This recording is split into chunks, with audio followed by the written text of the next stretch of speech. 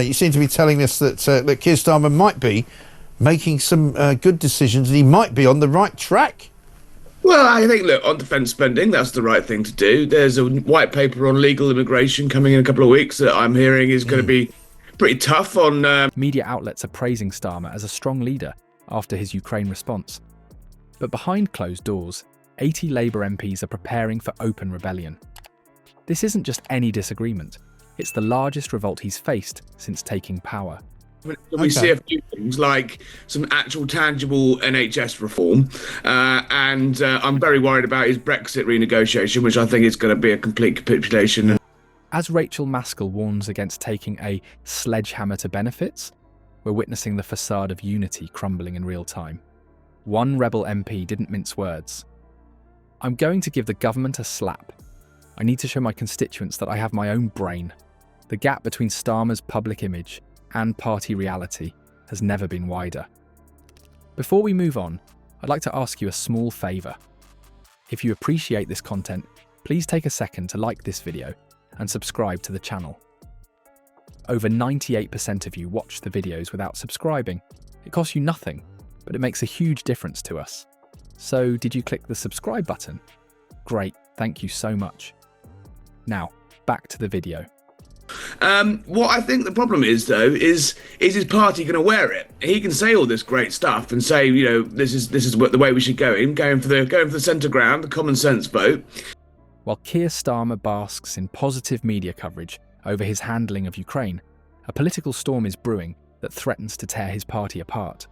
His recent diplomatic missions to Kiev and Washington have temporarily inflated his poll numbers, creating what appears to be an image of strong, decisive leadership. The mainstream media has eagerly painted Starmer as a statesman standing shoulder to shoulder with world leaders, but this carefully constructed facade is starting to crack under the weight of internal rebellion. Behind closed doors, a staggering 80 Labour MPs are now preparing for open revolt, the largest rebellion Starmer has faced since entering number 10. This isn't just another minor policy disagreement, it's a fundamental challenge to his leadership that reveals the deep divisions within the Labour Party that many suspected would eventually surface. We've seen glimpses of Starmer's authoritarian tendencies before. Last summer, he stripped the whip from 7 Labour MPs who dared to defy him on the 2-child benefit cap, essentially punishing them for sticking to the very principles Labour once claimed to champion. This heavy-handed approach has continued with his so-called sledgehammer to Britain's benefits bill, a policy direction that stands in stark contradiction to Labour's traditional values and the promises that got them elected. The candid statements emerging from Labour MPs reveal the depth of their frustration. One MP bluntly stated, "I'm going to give the government a slap," while another declared, "I need to show my constituents I have my own brain." These aren't the words of loyal party members. They're the desperate pleas of politicians caught between party discipline and their own principles. Rachel Maskell's criticisms cut especially deep, exposing the ideological fractures that Starmer can no longer ignore.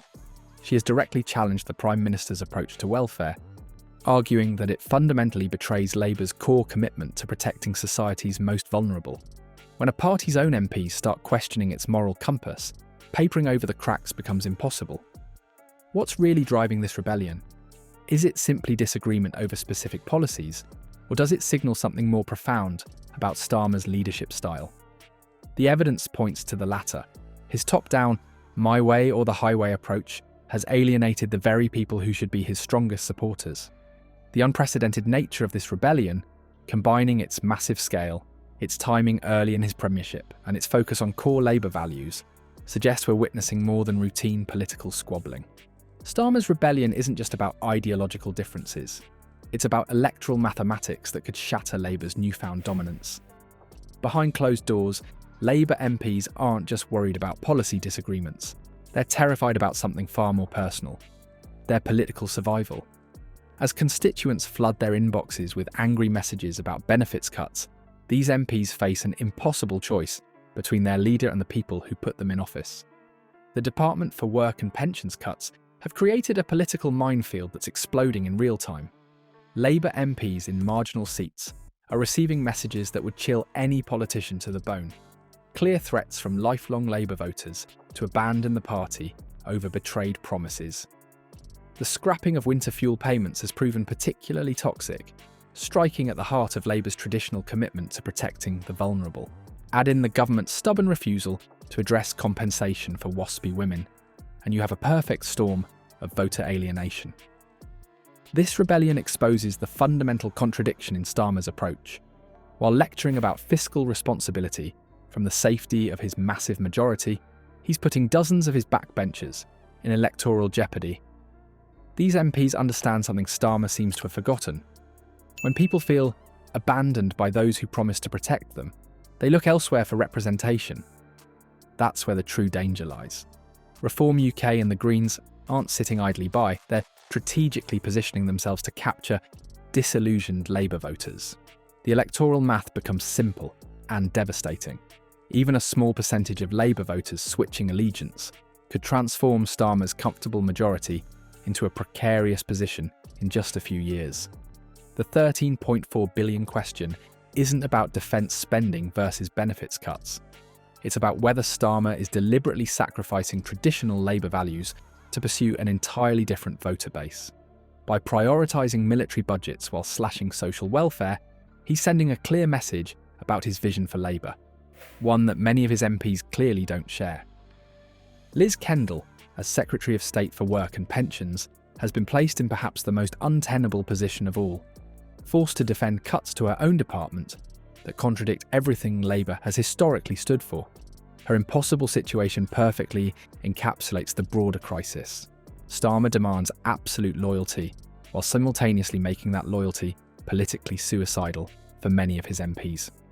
History shows us that Labour leadership crises aren't unprecedented, but the way Starmer responds to this rebellion could define his premiership. Traditionally, Labour leaders have navigated similar waters by offering concessions to dissenting MPs, while simultaneously working to rebuild party unity through strategic communication. Starmer now faces this exact leadership test. The coming parliamentary votes, especially on the controversial benefits overhaul, represent the battlefield where this rebellion will either gain momentum or fizzle out. These votes aren't merely procedural matters, they're a referendum on Starmer's ability to lead his own party. The fundamental question hanging over Westminster isn't about Starmer's political survival, which seems secure for now, but rather about Labour's soul.